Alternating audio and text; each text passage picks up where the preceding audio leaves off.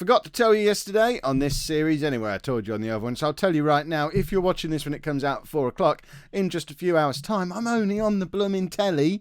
In the UK, it's on Sky Channel 218. I'm on Fan TV, 7 o'clock-ish for half hour, 45 minutes or so, talking about being a Peterborough United fan and Football Manager and YouTube. So if that sounds like the sort of thing you'd be interested in watching, you can head over to Sky Channel 218 at about 7 o'clock tonight. That's Friday if you're watching this in the future, or head over to Fan TV's YouTube channel, their Facebook page, have a look at them on Twitter. You'll find a way to the feed if you're somewhere else in the world as well. But yeah, it'll be see me in a shirt because I'm on telly, so I've got to dress up, haven't I?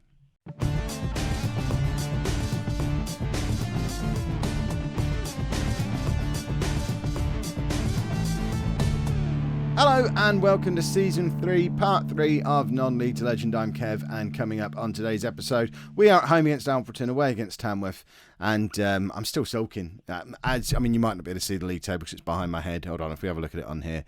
There you go, it's up there, 14th place. 11 games in. I mean, it's just been a disaster so far. Form has been terrible.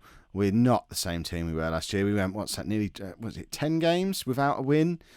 Including getting knocked out of the FA Cup by Sudbury. So there goes the chances of a finance-saving cup run. The only saving grace we've got is that we did win our last game against Darlington. It was thanks to an own goal. We don't look at all threatening going forward.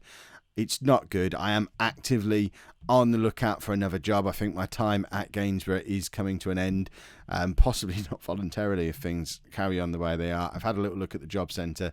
At the moment, there's really nothing there that is realistic for us. I don't want to go to another conference north or south club. That especially one as lower in the league than we are, that seems counterproductive. I don't think we'll make it into the Scottish Premiership yet, and I don't want to move to France or Northern Ireland. So nothing there. I've filtered my job security one by Conference National, and everyone's stable or secure. So there's not going to be any jobs coming up there anytime soon, unless someone gets poached by a bigger club, which I guess is what we're hoping for. But yeah, actively on the lookout for a new job. You never know. Now I've put that out there and made the board aware and the players aware, they might start performing for me. You never know, mate. This is the team that we're playing today anyway. So we've got Willis in goal. A back four of Williams, Baxter, Masonda and Doyle, with Phillips, Douglas, Porter and Bullock in midfield. Brogan is injured. Jordan Wright just isn't turning up, so that's why those two are out the side at fullback. Nathan Jarman is up front and is sort of scoring goals again. And Tyrone O'Neill is finally fit again. He'd been out for a little while with an injury, and he was in good form before he got injured. So the in-form players are the two strikers if we look at their performances over the last 5 games. O'Neill hasn't played for quite some time. And Jarman's just doing what he can in a very poor team at the moment. But fingers crossed, today's the day where we start to turn it all around. It's one of the games in hand that we've got as well. Our position in the league is slightly misleading by the fact that we had that FA Cup replay and we had a game called off because of a waterlogged pitch, I think. So we are sort of 2 games further back than everybody else. So if we win the games in hand, and it's a big if based on the form we're in, we would drift back up into upper mid-table, and we'd be just outside the playoffs, and it's all recoverable at the moment because unlike last year when Boston were already flying high at the top of the league by this point, it's very close at the top. I mean, 2 wins in these games puts us on 21 points, which puts us level with 5th place and only 2 points off the top of the league. So yes, it's been a terrible start to the season, but if we can just sort some form out now, it's salvageable. That first half was not the way to do that. We've had 1 shot in the first half. We were such a good sort of attacking team before, and I don't get what's going wrong. Some of the big players are either not here anymore, or they're injured, or they're not performing. So this team was very much built around Brogan and Jordan Wright last year. Neither of them are in the team today for various reasons, and we're 1-0 down. The form's not turning around, is it? I had a lot of hopes pinned on winning these games in hand, and it's just not happening, is it? I don't get it. This system worked so well last year. I mean, what is it with FM17 and tactics not following on from season to season? We had it at the end of the first season where we did the 4-3-1-2 for the last 4 or 5 games, and it was brilliant. We were in promotion challenging form, and it saved us from relegation. We tried it at the start of the next year, 5 straight defeats. We switched to this 4-4-2 sort of twisted lopsided 4-4-2. And it was fantastic. Very nearly got us into the playoffs. We've come into this season and no, nothing. It's just not doing anything. And I don't understand. Do we need a rethink again? Do we go back to the 4-3-1-2 when we've spent a lot of time and effort bringing in good wingers, but they're not performing? But then we don't have an attacking midfielder. Jordan Wright could play there, but he's not playing well in his own position.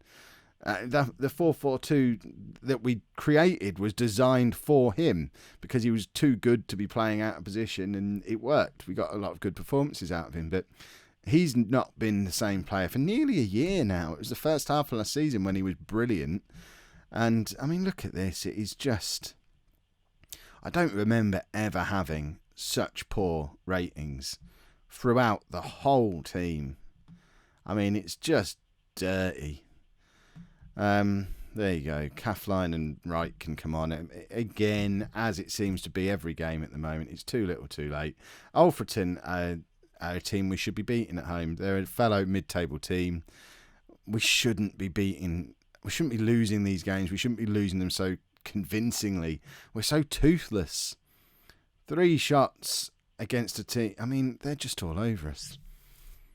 They've had as many clear-cut chances as we've had shots on target, and that's just not good enough. We've not created a proper chance in 80 minutes of football, and something's got to change. I mean, this is a good move. That was just lovely, but unfortunately, no end product. Didn't even result in a shot because it came off one of our players, and I don't know, ideas on a postcard, but realistically, by the time the ideas come in, I may well have moved on. Either voluntarily or because the board will very politely ask me to. They're paying me a lot of money now at this level, and they have every right to expect results from us. And they're just not getting them. The fans aren't getting them. You lot as viewers aren't getting them. I'm not enjoying my time at Gainsborough anymore. And I hate to say that because those first 2 seasons, even when we were struggling, I could see we were moving in the right direction. And it was fun. But now, not so much. Right, this is a game we must win. Tamworth are bottom of the league. It's our other game in hand. Everyone else is off playing the FA Cup again this weekend. If we don't win this, I'd sack me. We've got to win it. A couple of changes, but they're almost like roll a dice, see which players we bring into the team. Connor Robinson comes in for Jarman to partner O'Neill. Sam Wright comes back into central midfield at the expense of Kelvin Douglas. What else do you do? We've got nothing. I could try Joe Parker, but the strikers are supposedly in form, and Parker was no good for the second half of last season. Saki could come in at the back, but I think our defenders are supposed to be quite good. Joey Johnson's still knocking around. Mike Evans arrived to offer some competition for Jordan Wright. Never really did. Sam Madeley, he's not played at all this season. He was the assist king last year. Do we get him into the team? But who for? Someone called this early on and said, I've signed too many players of similar ability. And we identified it in the last episode as well, and it is still the case. I have not got the first clue what my first choice team is, even to the point that I don't know who my best player is in each position anymore. They're all much of a muchness. We've got too many players. I brought in too many players over the summer. I tried to blame it all on the board last episode. I think I'm finally ready to start accepting some of the blame. We shouldn't have brought in 15 players in the summer. We had a squad that just missed out on the playoffs. Here's my learning point. We just needed to strengthen in a couple of key positions.